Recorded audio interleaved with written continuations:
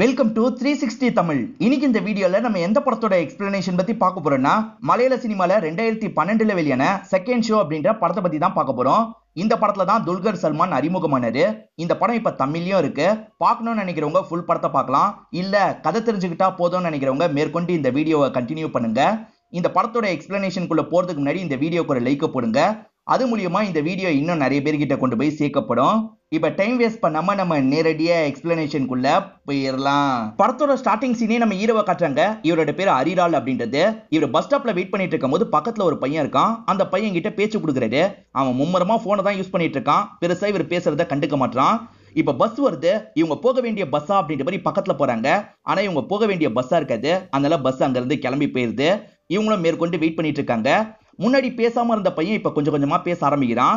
இதனால ஹீரோ இருக்காரு பாத்தீங்களா, இவரை பத்தி அந்த பையன் கிட்ட சொல்ல ஆரம்பிக்கிறது. இப்பதான் ஹீரோவோட பிளாஷ்பேக்க நமக்கு காட்டுறாங்க.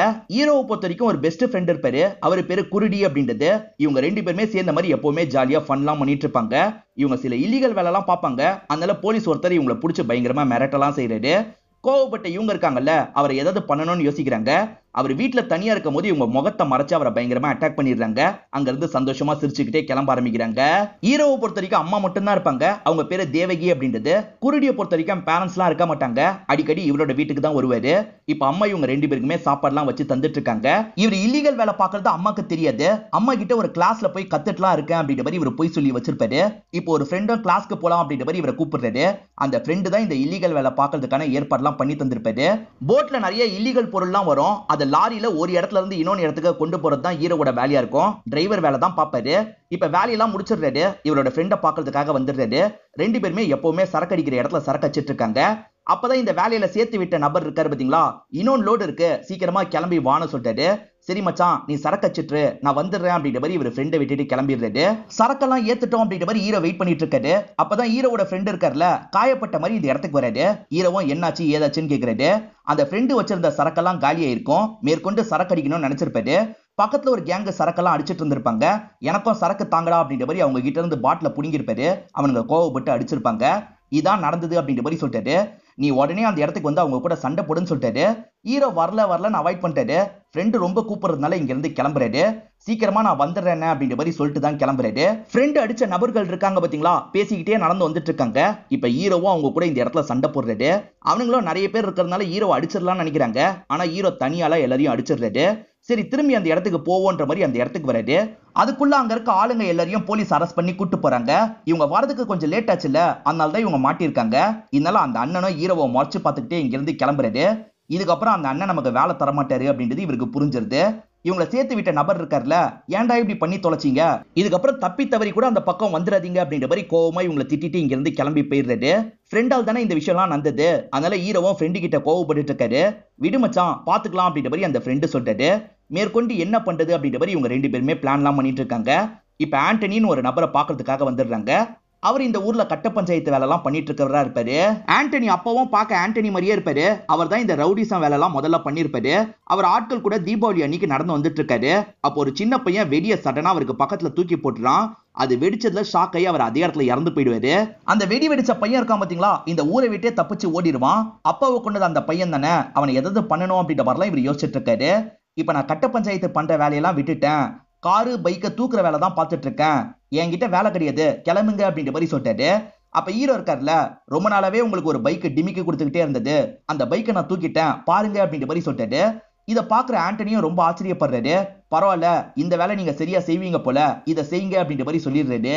ரொம்ப நாளா காசு தராம இருப்பாங்க பாத்தீங்களா, அவங்களோட வண்டியை தூக்குறது தான் இவங்களோட வேலையா இருக்கும். இவங்களும் கரெக்டா அந்த வேலையெல்லாம் பண்ணிட்டு இருக்காங்க.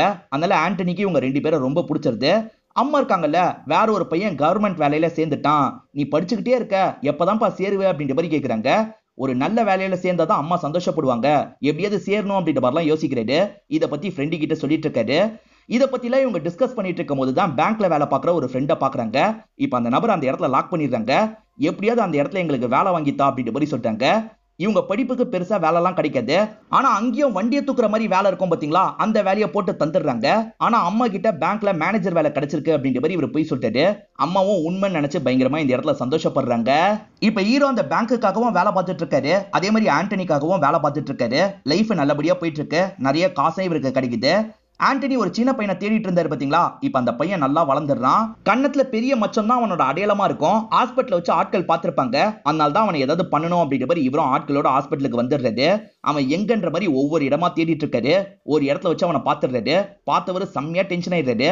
அவனை பழி வாங்கணுன்றதுக்காக அந்த இடத்துல வெடியெல்லாம் செட் பண்ணிட்டு இருக்காரு. இப்ப வெடி அந்த இடத்துல வெடிக்க வச்சுட்டு இவர் ரூமை விட்டு வெளியே வந்துடுறாரு. வெடி வெடிக்கிறதுனால அவன் பயங்கரமா அந்த இடத்துல துடிச்சிட்டு இருக்கான். அந்த நபரோட ஆட்கள் வெளியே இருப்பாங்க. இவங்க கூட சண்டை போடுறதுக்காக வராங்க. ஆனா இவங்க ஈஸியா அவங்களை அடிச்சுட்டு அங்க இருந்து கிளம்பிடுறாங்க. அவங்க போனதுக்கு அப்புறம் தான் ஒரு விஷயம் தெரிய வருது. இவங்க அட்டாக் பண்ண வேண்டியது ஒருத்தன். அவன் இப்பதான் பாத்ரூம்குள்ள இருந்தே வெளியே வரான். இவங்க தெரியாதனமா மாத்தி அட்டாக் பண்ணிட்டு போயிடுறாங்க. இதெல்லாம் நினைச்சு ஹீரோவும் ஃப்ரெண்ட்ஸும் இவங்களுக்குள்ள பேசி சிரிச்சிட்டு இருக்காங்க. அப்பதான் ஒரு ஃப்ரெண்டு ஓடி வந்து ஆண்டனி அண்ணனை சாவடிச்சிட்டாங்க அப்படின்ற மாதிரி சொல்றான். எப்படா அப்படின்ற மாதிரி இவங்க ஆச்சரியமா கேட்டுட்டு இருக்காங்க. புத்தன் அப்படின்ற ஒரு நபர் இருப்பாரு. அவர் ஆண்டனியை விட பெரிய நபரா இருப்பாரு. அவரோட ஆள் மேலதான் தெரியாதனமா இந்த ஆண்டனி கை வச்சிருக்காரு. அதனால கோவத்துல அந்த புத்தனை ஆண்டனியோட கதையை முடிச்சிடுறாரு. நம்ம கதையை முடிக்கவும் வாய்ப்பு இருக்கு, கிளம்பிடணும்னு சொல்றாங்க. இப்ப எல்லாருமே கிளம்புறதுக்கு முடிவு பண்றாங்க. ஆனா ஹீரோ அம்மாவை எப்படி விட்டு போறது அப்படின்ற மாதிரி யோசிக்கிறாரு. முதல்ல அம்மாவை சேவ் பண்றதுக்கான வழியை பார்க்கணும் அப்படின்ற மாதிரி சொல்றாரு. இவரும் ஃப்ரெண்டும் சேர்ந்த மாதிரி அம்மாவை பார்க்கறதுக்காக வீட்டுக்கு வந்துடுறாங்க. உங்க அண்ணனை பார்க்கணும்னு சொல்லிக்கிட்டே இருப்பீங்கல்ல, இப்ப போய் பார்க்கலாம்னு சொல்லிட்டாரு. அம்மாவும் சரின்ற மாதிரி ஏத்துக்கிறாங்க. இவரும் மாமா வீட்டுக்கு வந்துடுறாரு. இவர் கார்ல எல்லாம் வந்ததுனால மாமா ரொம்ப ஆச்சரியப்படுறாரு. ஹீரோவும் நான் பேங்க்ல வேலை பார்க்கறேன் அப்படின்ற மாதிரிலாம் சொல்லிட்டாரு. இதனால மாமா எவ்வளவு நாள்னாலும் இங்க தங்கிக்கோங்க அப்படின்ற மாதிரி சொல்லிட்டாரு. நான் தங்க போறது இல்ல, அம்மா மட்டும் தான் தங்க போறாங்கன்னு சொல்லிட்டாரு. மாமாக்கு ஒரு பொண்ணு இருப்பாங்க. அவங்க பேரு கீதா அப்படின்றது. அந்த கீதாவை பாக்குறவரு ஷாக் ஆயிடுறாரு. ஏன்னா இவங்க ஒரு ஹாஸ்பிட்டல்ல கெலாட்டா பண்ணாங்கல்ல, அந்த ஹாஸ்பிட்டல்ல தான் இவங்க நர்ஸா வேலை பார்த்திருப்பாங்க. நான் பண்ண விஷயத்தை பத்திலாம் வீட்டுல யார்கிட்டயும் சொல்லக்கூடாது அப்படின்ற மாதிரி இவர் மிரட்டுறாரு. நான் கிளம்புறேன் அப்படின்ற மாதிரி மாமா கிட்ட சொல்லிட்டு ஆட்கள் இருக்கிற இடத்துக்கு வந்துடுறாரு. இங்க இருந்து சேர்ந்து கிளம்பலான்னு ஆட்கள் நினைக்கிறாங்க. அதுக்குள்ள புத்தனும் ஆட்களே இவங்களை வந்து பிடிச்சிடுறாங்க. ஹீரோ இருக்காரு பாத்தீங்களா, தைரியமா இங்க இருக்கவங்க கூட சண்டை போடுறாரு. இப்ப தப்பிச்சு போலான்ற மாதிரி ஆட்கள் கூட கிளம்ப பாக்குறாரு. அதுக்குள்ள புத்தனே நேரடியா இந்த இடத்துக்கு வந்துடுறாரு. இவர் இவ்வளவு ஆட்கள் அடிச்சிருக்காருல, அதனால இவரை மாதிரி ஒருத்தரை கூட வச்சுக்கணும் அப்படின்ற மாதிரி புத்தன் யோசிக்கிறாரு. இதுக்கப்புறம் எனக்காக வேலை பாக்குறியான்னு கேக்குறாரு. ஹீரோவும் சரின்ற மாதிரி ஏத்துக்கிறாரு. இப்ப புத்தனுக்காக இவங்க வேலை பார்க்க ஆரம்பிக்கிறாங்க. இவங்க ஹாஸ்பிட்டல்ல வச்சு புத்தனோட ஆள் ஒருத்தரை அடிச்சிருப்பாங்க. அவர் பேரு சச்சின் அப்படின்றது. அவர்கிட்ட இந்த இடத்துல மன்னிப்பு எல்லாம் கேட்டுட்டு இருக்காங்க. அந்த சச்சின் இருக்காரு பாத்தீங்களா, போலீஸ் கான்ஸ்டபிளா தான் இருப்பாரு. இருந்தாலும் பசங்களுக்கு போதுமான காசு இவரால ரெடி பண்ண முடியல. அதனாலதான் இந்த இல்லீகல் வேலை எல்லாம் பார்த்துட்டு இருக்கிறதா சொல்லிட்டாரு. இப்ப புத்தனோட இடத்தை காட்டுறதுக்காக தான் இவங்களை கூட்டு வந்திருக்காரு. அந்த புத்தன் இருக்காரு பாத்தீங்களா, கஞ்சாவெல்லாம் ஒரு இடத்துல ரெடி பண்ணிட்டு இருக்காரு. அங்க இருந்து மூட்டையை தூக்கிட்டு போறதுக்காக தான் இவங்க வந்திருக்காங்க. அதெல்லாம் ஒருத்தங்க கிட்ட சப்ளை பண்றதுக்காக வந்திருக்காங்க. வேலை ரொம்ப அதிகமா சொல்றாங்க. இதனால இங்க இருக்கவங்க இருக்காங்கல்ல, புத்தனுக்கு கால் பண்ணி பேசி பாக்குறாங்க. இவ்வளவு காசுனா தான் பண்ண முடியும் அப்படின்ற மாதிரி புத்தன் சொல்லிடுறாரு. சரி வாங்கிக்கிறோம் அப்படின்ற மாதிரி ஏத்துக்கிறாங்க. அதுக்கான காசு எல்லாத்தையும் ஹீரோ கிட்ட தந்துடுறாங்க. இப்ப ஹீரோவும் புத்தன் வீட்டுல தரதுக்காக வராரு. புத்தனுக்கு ஒரு பையன் இருப்பான். அவன் பேரு சித்து அப்படின்றது. அப்பாவை பார்க்க வந்திருக்கீங்களா, உள்ள வாங்கன்ற மாதிரி உட்கார வைக்கிறான். இப்ப கொஞ்ச நேரத்துல புத்தன் வந்துடுறாரு. புத்தன் கிட்டே இவங்க காசெல்லாம் தந்துடுறாங்க. இவங்களோட கமிஷனை புத்தன் தராரு. அதுவே பெரிய அமௌண்டா இருக்கும். அது மூலியமா இவங்க விருப்பப்பட்ட எல்லா விஷயத்தையும் வாங்கிட்டு இருக்காங்க. ஹீரோவோட ஆட்களுக்கு அடிக்கடி அடிலாம் படம் பாத்தீங்களா, அதனால இந்த ஹாஸ்பிட்டலுக்கு தான் கூட்டு வருவாரு. கீதாவை பார்க்கறதுக்காக தான் குறிப்பா கூட்டு வருவாரு. நடுவுல கீதா கிட்ட கெலாட்டா பண்ற மாதிரிலாம் பேசிட்டு இருக்காரு. எல்லாமே நல்லபடியா தான் போயிட்டு இருக்கு. கஞ்சாவை கொடுத்து இவங்க காசெல்லாம் வாங்கி வச்சிருப்பாங்க. ஆனா இவங்க கேங்ல இருக்க ஒருத்தன் அந்த காசை தூக்கிட்டு ஓடி போயிடுவான். இப்ப புத்தன் கிட்ட என்ன சொல்லி சமாளிக்கிறது அப்படின்ற மாதிரி இவங்க எல்லாருமே இந்த இடத்துல பயந்துட்டு இருக்காங்க. புத்தனோட கார் வேற வருது. இவங்க இன்னும் பயப்பட ஆரம்பிக்கிறாங்க. ஆனா புத்தன் வந்திருக்க மாட்டாரு. சித்து தான் ஃப்ரெண்ட்ஸோட வந்திருக்கான். கொஞ்ச நேரம் பேசிக்கிட்டே இவங்க கூட சேர்ந்து சரக்கு அடிக்கிறான். சரி டைம் ஆயிடுச்சு, நான் கிளம்புறேன்னு கிளம்ப போறான். அப்பன்னு பார்த்து புத்தன் பையனுக்கு கால் பண்ணிட்டாரு. அவங்க கிட்ட காசு இருக்கும், வரும்போது வாங்கிட்டு வந்துருன்னு சொல்லிட்டாரு. சரின்ற மாதிரி இவன் ஏத்துக்கிறான். அப்பாவோட காசை தாங்கன்ற மாதிரி கேட்கிறான். அதை அப்பா கிட்டே தந்துக்கிறோம் அப்படின்ற மாதிரி சொல்லிட்டாங்க. ஏன் என்கிட்ட தந்தா என்ன, தாங்கன்ற மாதிரி கேட்கிறான். இப்ப வாக்குவாதம் மாதிரி ஆயிருது. கோவப்பட்ட ஹீரோவும் ஃப்ரெண்ட்ஸும் சேர்ந்த மாதிரி சித்துவை போட்டு அடிச்சிடுறாங்க.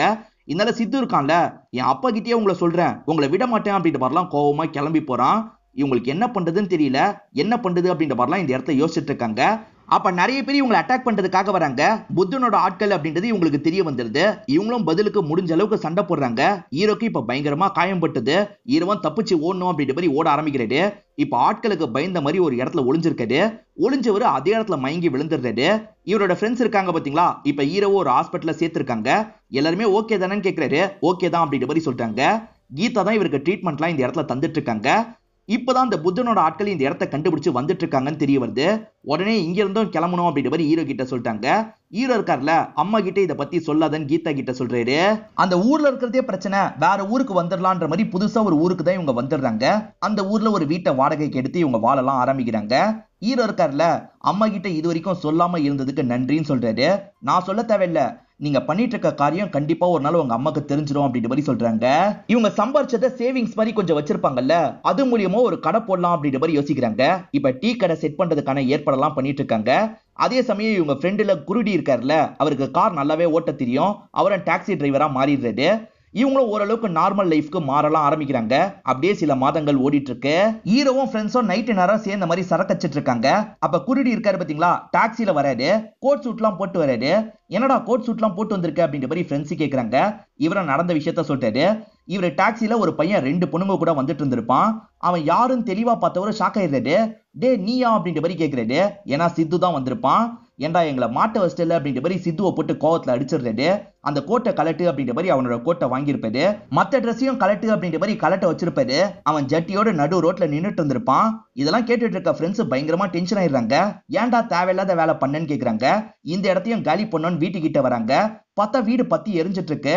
கண்டிப்பா அந்த புத்தனோட வேலையா தான் இருக்கும்ன்ற மாதிரி யோசிச்சுட்டு இருக்காங்க. ஆக்சுவலா குருடி போனையும் எடுத்துட்டு வந்திருப்பாரு. அந்த போன்ல கால் வருது. யாருன்னு பார்த்தா புத்தன் தான் பேசுறாரு. புத்தன் இருக்கார்ல, இந்த இடத்துல தான் சரக்கு வந்துட்டு இருக்கு, நீ அங்கதானே இருக்க, பார்த்து வேலையை முடின்ற மாதிரி சித்து கிட்ட பேசுறாரு. சோ தற்செயலா தான் இந்த ஃபயர் ஆக்சிடென்ட் நடந்திருக்கு அப்படின்றத இவங்க புரிஞ்சுக்கிறாங்க. வந்துட்டு இருக்க சரக்கு எப்படியாவது தூக்கணும் அப்படின்ற மாதிரி நினைக்கிறாங்க. லாரியில சரக்கு வந்துட்டு இருக்கு. இவங்க அந்த லாரியை மறைச்ச மாதிரி நிறுத்துறாங்க. லாரியில இருக்க எல்லாரையும் அடிச்சு போட்டு அந்த சரக்கை தூக்கிடுறாங்க. என்ன சித்து, சரக்கெல்லாம் கரெக்டா தானே வந்துட்டு இருக்கு அப்படின்ற மாதிரி புத்தன் கால் பண்ணி கேக்குறாரு. சரக்கெல்லாம் நாங்க தூக்கிட்டோம் அப்படின்ற மாதிரி ஹீரோ சொல்றாரு. இதை கேட்கிற புத்தன் பயங்கரமா அந்த இடத்துல ஷாக் ஆயிடுறாரு. இது எல்லாத்தையும் பிரசன்ட்ல ஹீரோ அந்த பையன் கிட்ட தான் சொல்லிட்டு இருக்காரு. மேற்கொண்டு என்ன நடந்தது அப்படின்றத சொல்ல ஆரம்பிக்கிறாரு. புத்தன் கிட்ட ரொம்ப விலை கொடுத்து வாங்குறதா அவங்க ஃபீல் பண்ணாங்க பாத்தீங்களா, இதை சாதகமா ஹீரோ யூஸ் பண்ணிக்கிறாரு. நாங்க கம்மி விலைக்கு தரோம்னு சொல்லிட்டாரு. இதனால அவங்களும் இவர்கிட்டயே வாங்கிக்கலாம்னு முடிவு பண்றாங்க.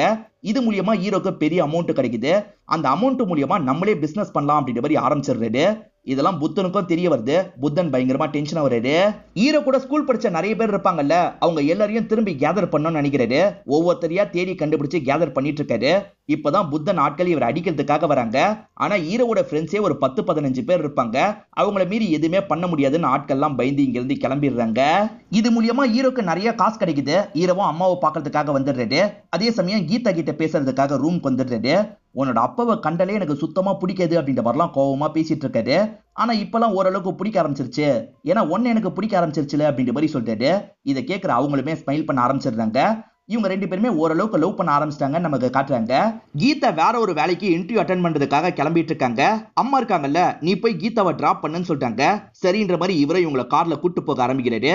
ஆனா போற வழியில இவரோட ஆட்கள் எல்லாருமே மொத்தமா ஏறிடுறாங்க.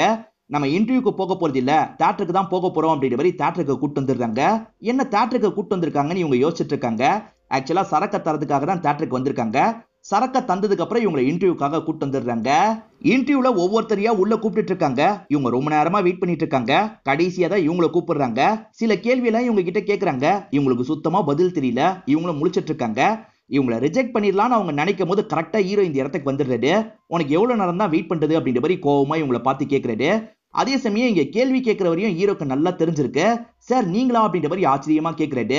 அந்த நபர் ஹீரோவை பார்த்து பயந்த மாதிரி தான் பேசிட்டு இருக்காரு. கீதாக்கு வேலை கிடைச்சிருச்சுலன்னு ஹீரோ கேட்கிறாரு. வேலைக்கு செலக்ட் பண்ண வேணாம் தான் நினைச்சிருப்பாங்க. ஆனா ஹீரோ மிரட்டுறதுல பயந்து செலக்டட் அப்படின்ற மாதிரி சொல்லிடுறாங்க.